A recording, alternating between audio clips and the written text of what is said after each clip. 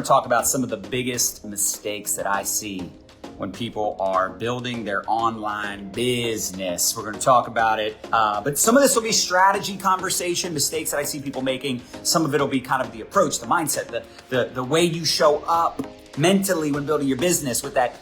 You know, maybe some of you have commission breath, or you're very impatient, or like, how many of us know that sometimes we can be our own worst enemy? I know a lot of people struggle with success mindset, success habits, but they also struggle with duplication. So I'm going to talk about some of this today. And for those of you that don't know me, I've been in the profession now 20 years. I've seen the good, the bad, and the ugly. And I've had a lot of success in recent years, but I failed more than I succeeded. I struggled more than I grew. Does that make sense? Like, I had businesses go out of business twice. My first company went out of business and my last company got shut down. And then in between that, I was also in a company for 7 years that I really did struggle with duplication. And a lot of that had to do with the way that company built, right? It was very old school, very offline, very belly to belly, knee to knee, eye to eye, chasing the business versus the business chasing me, which is why I wanted to start learning attraction marketing and how to brand myself and learn. You know, it's interesting. There's a lot of network marketers out there that know nothing about marketing. How many of us would agree with that?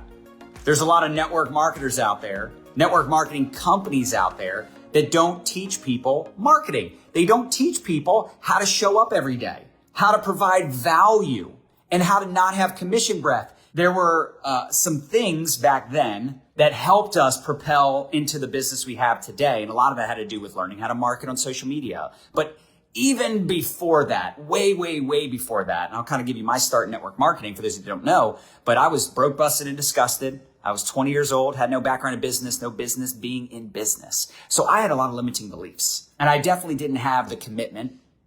I definitely didn't have the discipline. And this is what you see with people that get started in a home-based business, right? They have these false expectations. It's like they want to make $10,000 a month, but they've got hot dog habits. They want a filet mignon lifestyle, hot dog habits, and they're very inconsistent, right? How many of us have seen this? People come in, guns blazing, all fired up. They're in your inbox every day. They're actually selling and promoting and rank advancing. And it's like they take the whole next month off. Like, that is not how you build a business. In fact, imagine this. Imagine if you started a restaurant and you did that. You were open for the first 30 days. You had a grand opening. You're making all this money. People are loving the food, and then you just shut the business down the next month because it's the summertime and your kids are out of school. What? Are you smoking something? Right? This is what happens. These people have big expectations, big goals, big dreams, big aspirations, but they literally self-sabotage. And some people will say whatever they got to say to get someone in, and then they don't back it up. To me, that would be the worst. And here's what I mean by that. I would hate for someone to say, yeah, I joined John Melton. Yeah, he talked a big game on social media. Yeah, he told me he was going to help me, but when push comes to shove, I couldn't get in touch with him. He responds to messages 5 days later. No, sir. Now, listen, if I miss a message, somehow it gets buried in my inbox, or I accidentally open it and I forget to respond, or my VA opens it and forgets the mark it as unread. I mean, that could happen for sure. But to me, it's like, you know what it is?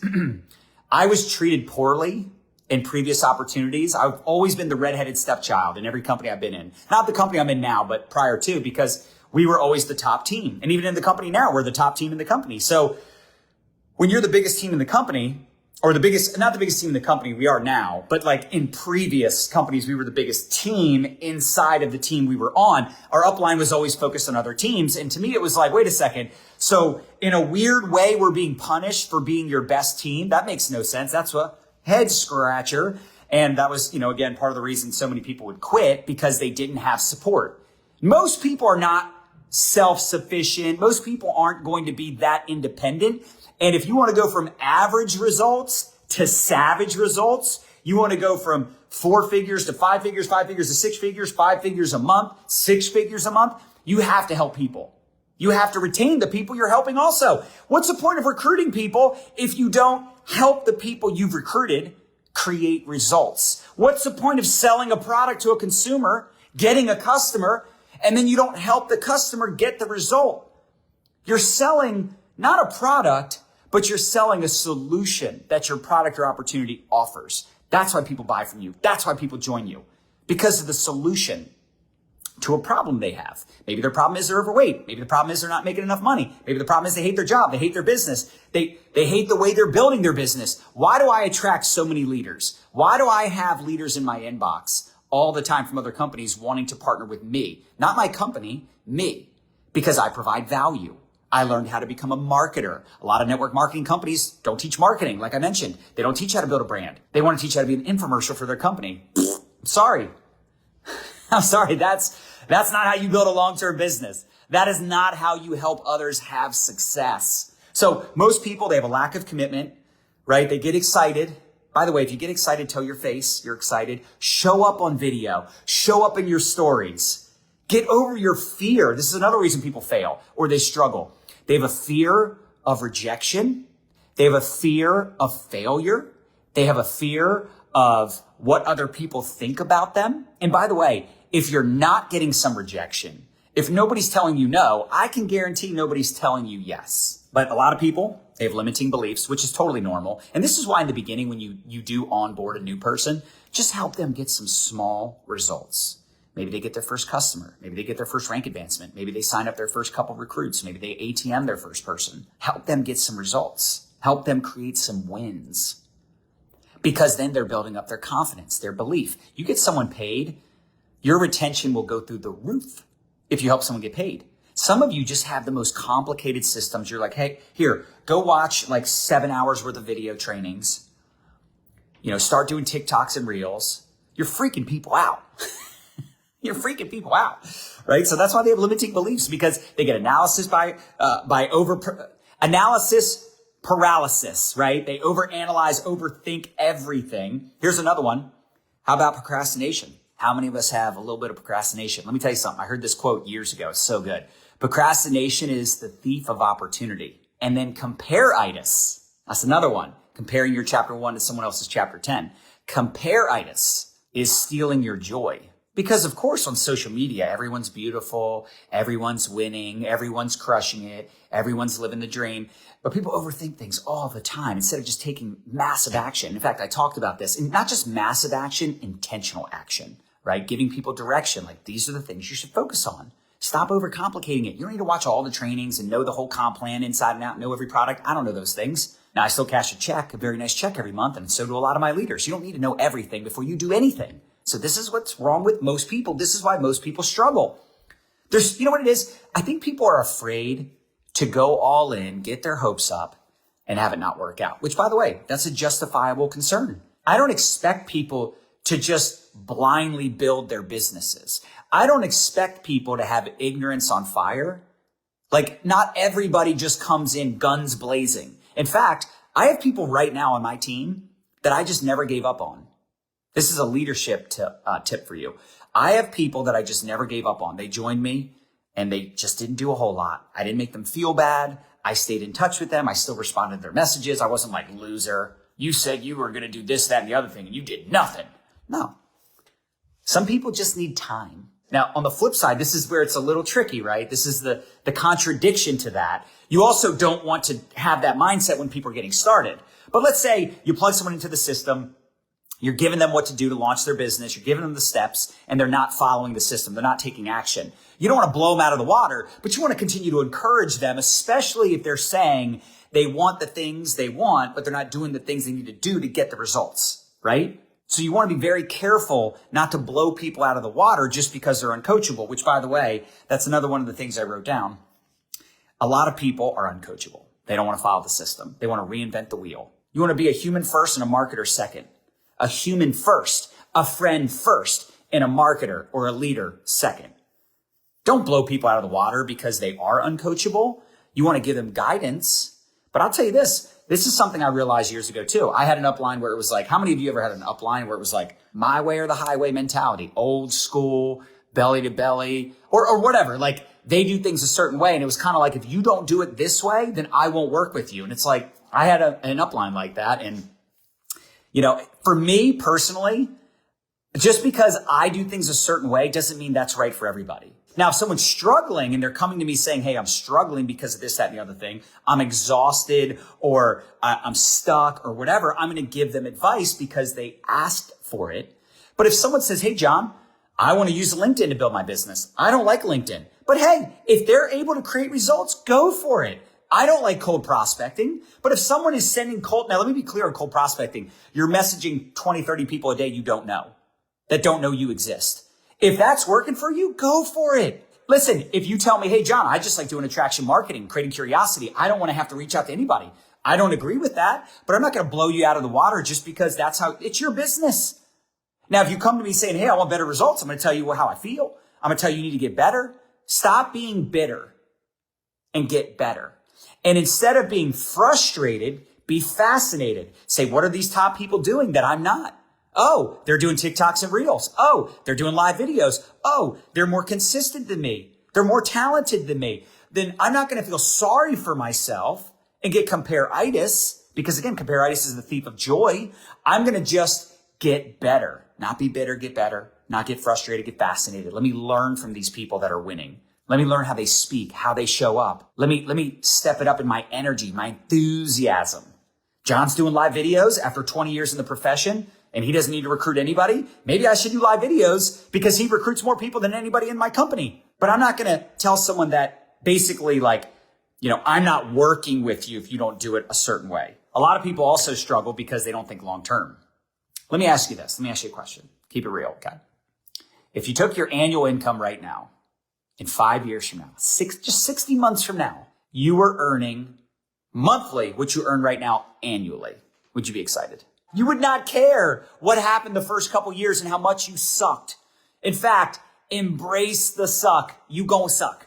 If you don't suck, or if you see someone else that comes in and they're just naturally gifted, they blow it out of the water, they recruit a whole bunch of people, they grow, they rank advance super fast, it's because they have credibility and influence, which is rare. They probably have experience in the profession. Don't compare yourself to that person. It's like I have people that are like, oh my gosh, John, you recruited 38 people your first month. You hit elite your first month. You hit elite black. When those ranks came out the first day, you built a 7-figure income so quickly and all this. And it's like, no, I didn't. That's not true. I did in the company I'm with right now, but that took 10 plus years of sweat equity, working on me, developing my skills, developing my confidence, developing my abilities, my influence, developing relationships for years and years and years and years, playing the long game. Thank God I didn't quit. Thank God I didn't pack it in. Now, my advantage, people are like, how did you keep going when you weren't making money? Well, first of all, I had long-term vision. Second of all, most businesses take 3 to 5 years to turn a profit. So I was thinking like a traditional business owner and not an employee. An employee is like, what am I going to make today, this week, this month? A business owner, an investor, thinks long-term. Most businesses are not profitable for years. Now, I don't want that to be the case for you, because the difference in a traditional business is it might take hundreds of thousands, if not millions of dollars to make a profitable company, right? Big time risk, big time reward, but big time risk. So in a network marketing home-based business, it's not as much of an investment, and you can start it part-time. You couldn't start a restaurant 3 to 5 hours a week. You couldn't start a traditional business, most likely part-time. And if you did, obviously, again, it'd be tough to make profits. We're here. It's a low barrier of entry, but people have employee short-sighted mindset. They think short-term versus long-term. I enroll people every week that have been following me for years. What does that mean? I might meet a new person today. I was just talking to a rock star from another company just this morning. We're just talking about strategy, philosophy, telling our stories, talking to each other about different things. The point is, there might be a time years down the road where Christy's looking for something new, and she's going to think of me because I didn't try to just, recruit her every time I talked to her, because I wasn't the typical network marketer, so short-sighted, only talking to people because it makes me money, only talking to people about my business, only talking to people about my wants with my agenda, building relationships, planting seeds, becoming a friend, a mentor, being a person of value. That's why people come to me. And that's what people are going to come to you for. If you want more people attracted to you, let me ask you a question. Would you follow you? Would you join you? Why would you join you? What value do you offer? And sometimes people get so caught up in that too. They're like, I don't know what to talk about. I'm not an expert. You only have to be one chapter ahead. You only have to be one step ahead of other people. Listen, let me be clear. I want to make money. I'm on here to make money. But I don't want to make money if I'm not making a difference. I don't want to make money if I don't have like a purpose, right? I think money is a factor, but it's also lifestyle / freedom. And it's also purpose, impact. Who cares if you're making a bunch of money and you're doing something you hate, or you're making a bunch of money, but you got a broke ass team? There's nothing exciting about that. To me, that's not fulfilling. To me, that doesn't motivate me at all. In fact, that demotivates, that discourages. A lot of people are not working on themselves. They're not reading the books. They're not plugged into the team. They're not I can't tell you how many times, and I hope this doesn't sound like, just know I'm not talking to any one person. But if sometimes I say things and you get triggered by it, maybe you needed to hear it. You are the reason you're not where you want to be. It's you against you. How are you working on yourself? How are you showing up every day?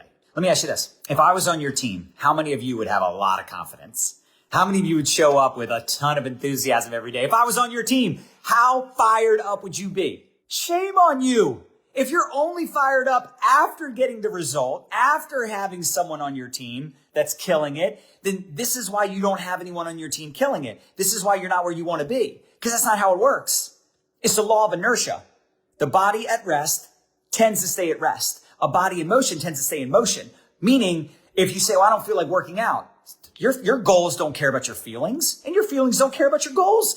If you say, I want to get in shape, but I don't have motivation to do so, then just start working out for 5 minutes. Watch what happens. I don't feel like doing a video. Go live for just 3 minutes and watch what happens. I don't feel like prospecting people. Just reach out to 10 people and say, hey, I love you. I was thinking about you. I'm doing something new, something I'm excited about. I'd love to share it with you if you're open. If not, no big deal. Send that out to 10 people. I'm doing something new, something I'm excited about. I know this is totally out of the blue, but I'm really excited about it because I'm going to fire my boss, pay off my debt, retire my spouse. What's the reason you're doing it? Tell other people why you're doing it. Be excited. Send it as an audio clip so they can hear your enthusiasm, not just read the words. And watch what happens. Watch the magic. You are your own worst enemy. You are in your own way. Personal development's a big deal, but you got to take action. The reason I am where I am today, it's not because I read it in a book. I've never read a whole book actually in my life. Now I've listened to books on Audible where the narrator can read it to me, #outsourcing, because I don't like to read. My brain goes elsewhere. And somebody will say, well, you can learn to control that. I don't care to control it. I'm doing okay. Anyway, the point is, I'll listen to something, and Nadya is really good at this too. We listen to things, but then we instantly implement. We take action. Because the truth is, most of what I'm talking about right now, you're going to forget. You're going to say, man, that guy's fired up. He got me fired up, but you're not going to remember most of what I just shared with you. So you got to take action. That's how you learn the most. How did I learn what I've learned? By taking action, doing the things. People tell me they're struggling, and it's like, okay, what book are you reading? Not reading any books. Did you take some notes on the Saturday call last Saturday? Oh, I didn't get on the call. I was busy. Oh, okay, cool. Busy getting rich or busy being busy? Are you busy being busy or busy getting wealthy? Just saying. But anyway, okay, so you missed the call. No problem. I get that. We record all the calls. Did you see the training that I did last week on this subject or that subject? Have you gone through the guides? Have you done this? Most people are going to say no. So they're struggling because people love to tell you how they're struggling. They love to tell you how they're, they got this problem, that problem. Tony Robbins says the only problem with people is that they expect not to have any. I'm sorry, did you think you were going to climb the mountain and just hop, skip, and run the whole way? It's just like this joyful, easy, like, whoop, whoop. No, of course not. It's called the emotional roller coaster, the ups and downs, right? The good days and the bad days. This is called normal. Did you think you were going to achieve massive success with no trials or tribulations, no challenges, no adversity? Come on. You got big dreams, big desires. It's going to take a big work ethic, a big commitment. You can make money or make excuses, but you can't do both. Choose wisely.